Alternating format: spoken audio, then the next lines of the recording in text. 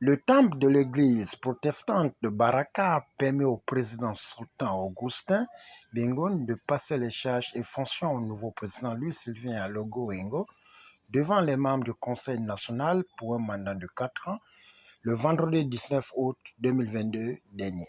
Le nouveau président, le pasteur Louis-Sylvain Alogo, que le synode a bien voulu placer à la tête de notre institution. Pasteur président, nous vous confions une maison qui a ses traditions. Nous vous exhortons encore, et vous le savez déjà, à beaucoup observer. Il faut beaucoup observer. Il faut entendre beaucoup de choses. Je dis bien entendre. Et surtout lorsqu'on a entendu, comprendre ce qu'on a entendu et parler peu. Je vous connais réservé et distrait. Vous êtes aujourd'hui à la tête de l'Église par vote. Au départ, nous pensions que par consensus, au niveau régional, nous arriverons à désigner le président. Pasteur président, tenez compte de cela. Sachez aussi que tout ce que Dieu fait est bon. Et tout ce que Dieu fait concourt au bien de ceux qu'il aime. Chez Dieu, il n'y a pas de hasard. Il sait pourquoi. Nous ne voulons pas parler ici de victoire des uns sur les autres.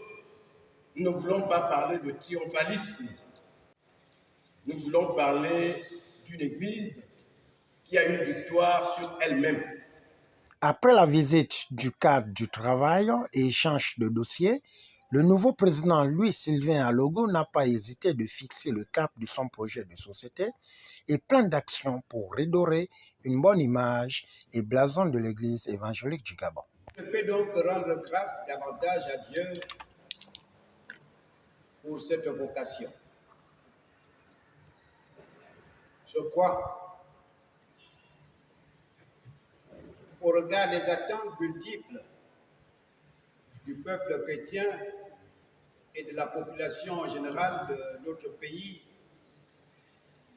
en tant que pionnière de l'Évangile au Gabon et en Afrique centrale, je mesure le poids de la responsabilité. Mais seul, je ne peux rien. Je voudrais compter sur chacun de vous, pasteurs, fidèles, et davantage, pasteur Bengoune, votre sagesse sera de toujours pour nous une école. Et nous allons nous en servir tout au long de ce mandat. Nous prions que Dieu vous donne assez de temps et d'énergie de donner encore une fois à cette Église autant de sagesse que vous incarnez. Merci pour tout, parce que Dieu s'est servi de vous pour remettre cette Église sur des rails. Ce renouveau que nous incarnons est l'œuvre de l'Esprit Saint. Et nous prions tous ceux qui sont encore hésitants à se mettre dans les rangs. Parce que 4 ans n'est pas long. C'est si court, vu la gamme d'activités qui nous attend. Je crois, et je le dis, ce mandat est sous le signe de renouveau. Et parlant de ce renouveau, nous ne pouvons le percevoir que dans l'expression de mission reconquête. Cette Église, il faut le dire sans honte, a oublié sa mission première depuis un temps, a même tourné le dos à sa mission régalienne, qui est celle de régulation de conscience des peuples et des hommes. Il est question aujourd'hui de reconquérir ces valeurs d'antan en matière de la jeunesse, en matière sociale, sur le plan éthique et davantage un peu plus d'amour.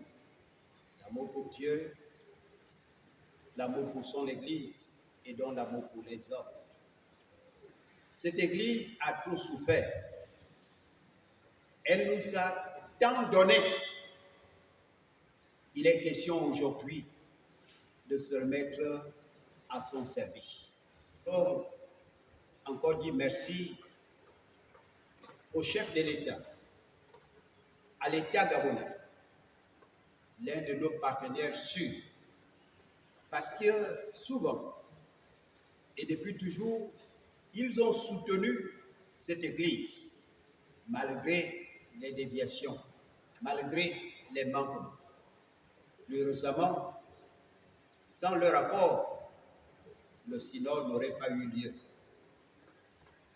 Ils nous ont soutenus. La preuve, ils nous l'ont dit.